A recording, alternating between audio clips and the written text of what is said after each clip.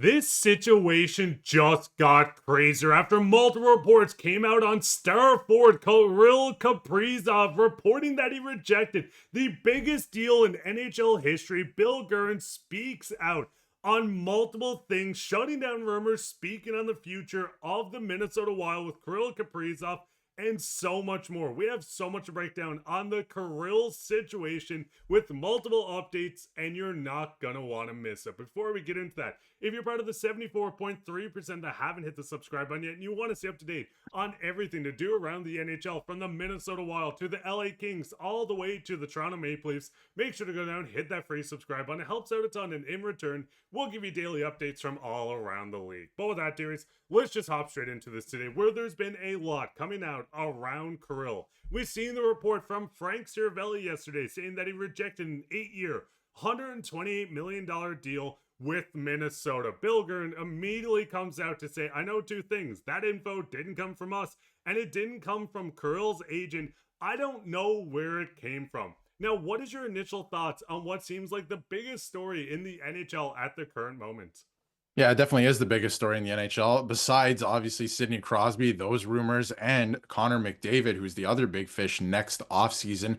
This is the biggest story because, according to Frank Saravalli and multiple other insiders, he has officially turned down a contract that would make him the richest man in NHL history in terms of actual dollars, AAV, however you want to look at it, would make him the richest man in NHL history. Now, he's going to be 29 years old next season, so a lot of people are speculating maybe this is just a case of him turning down the 8 years. Maybe he wants 3 or 4 years so then he can cash in again when he's like 32 years old, let's say, on a one last final contract and take advantage of the salary cap rising. I'm not so sure that's the case. I do think this could be a case of definitely that, right? Definitely he wants maybe 4 or 5 years max on his contract, not 8, because again, this is the last year you can offer 8 in a deal like this. I think he's going to get that money either way, and maybe he wants to go to another team, like a team that can afford him, like the Carolina Hurricanes, a team like the New York Rangers, a big market that has a bunch of Russian players. He also shares an agent with Artemi Panarin. And we know that Chris Drury would make a move like this. The New York Rangers are getting a big fish next year. We just don't know what name it is yet. It could be Kirill Kaprizov. So obviously, Bill Guerin, like you brought up, has come out and kind of tried to dispel some of this stuff coming out. There's another report saying the same thing that Bill Guerin's saying, that there's nothing to the validity of these initial reports, and that Kirill's agent. They haven't even started negotiations yet, but in the same quote and the same tweet, he says that negotiations are ongoing. So I feel like there's some inconsistencies here, that's for sure, based on the initial report. So things are heating up in Minnesota. He, seemingly has turned down the biggest contract in NHL history. And to me, that is a little crazy because that signals to me that he could be on the way out. And I think the big thing is Bill says it perfectly. My job as a general manager is to protect my players, and I don't want this stuff in the public eye. That's the way we'd like to keep it. It's not commenting any further on it, but I will say we absolutely want to keep Kirill in Minnesota. And listen, any general manager wants to keep this caliber player with the team, the franchise player coming through. Losing Kirill would completely shift this Minnesota's team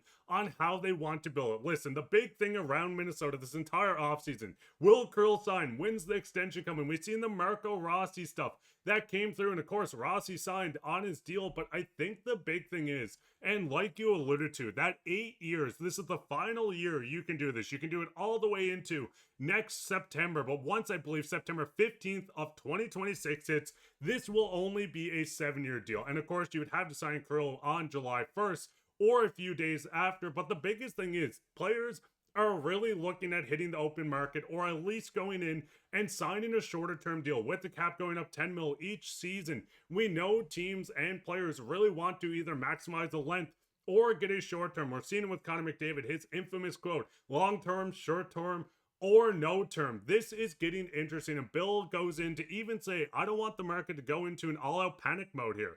The most important thing is Kirill and not getting to put him in a bad spot. We love him. He's an unbelievable player, and we want to have him. Now, the big thing is we don't need to preach to the choir. We know how good Kirill is. A 100-point player, multiple 40-goal seasons. What is your initial thoughts on just Bill saying, hey, don't go out to panic. We want to keep him. We love him here. This is what we want to do. But seeing the other reports just coming out saying, hey, he did reject this, and maybe a short-term deal could be on the horizon. I think that there could be some truth to a lot of what's coming out from the Minnesota Wild side of things and Bill Guerin. I definitely do believe that. We don't necessarily know Kirill Kaprizov's motivations. We know with Connor McDavid, it's very clear. He wants to win and maximize his potential to win for the rest of his career. So I could see him leaving in that case because I don't think that's the case in Edmonton beyond this season that's coming up. So that makes a lot of sense there. Do we know that Kirill Kaprizov wants to win a Stanley Cup that badly, right? If he doesn't, I could see this being a case of, yes, he has turned down the contract, but he wants to stay in Minnesota, but he wants it to be 3 or 4 years. I could see that being the case. So then again, he can maximize his earnings over the course of his career because the salary cap is going up significantly every summer now. Significant money is being left on the table if you're signing for 8 years as a 28-year-old right now in the NHL. So a lot of these players are catching wind of that. A lot of the agents, of course, know what they're doing.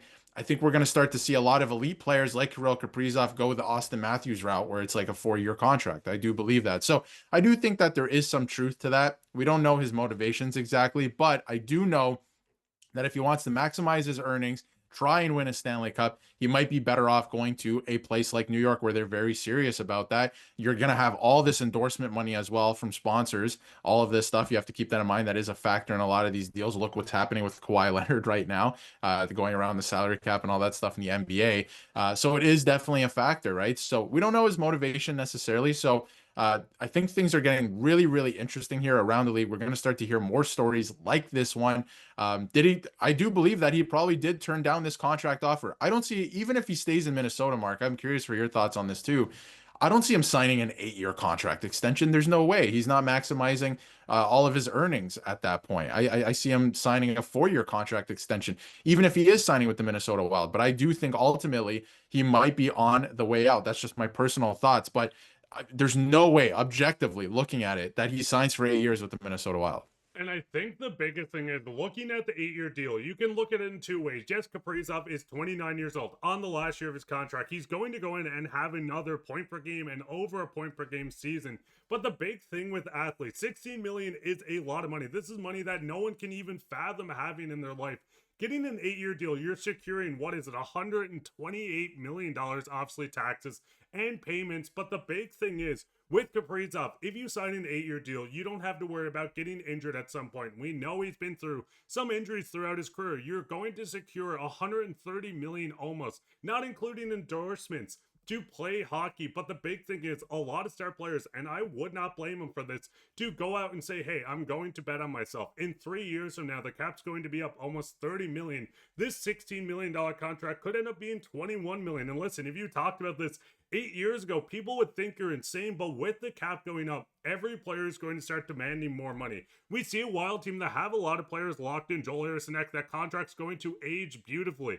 We know Matt Boldy signed his extension, another great contract. Rossi come in on the 3-year deal. This Wild team is building something great within their system, but giving Kaprizov a short-term deal kind of hinders their future with the team. If you can lock him up on this contract for the next 8 years, you have even so much more significant money to spend. And I think it's going to come back to, if Kaprizov looks at Bill Guerin and says, hey, we want a 1-year deal with this camp, 16 million.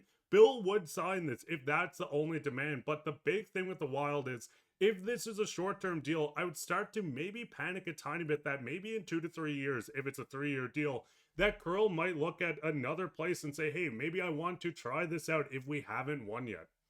Yeah, definitely. And I think that, again, things are going to get very interesting. And you bring up a good point about like $21 million. And a lot of people, I think, need to change their thinking because, you can't look at the actual number anymore with the salary cap rising. You have to look at what players are making against the cap in terms of percentages, right? So that's how things are going to go now, from now on. I think in the NHL, you have to look at it in terms of percentages, not necessarily who's a $9 million player versus a $11 million player, anything like that. Like McDavid wants to make a certain percent against the cap. Kirill Kaprizov wants to make a certain amount against the cap, probably shorter term as well. McDavid's going to do the same thing, right? So I think things are going to get very interesting around the league. This is definitely far from over, this situation, that is for sure. Does he stay in Minnesota?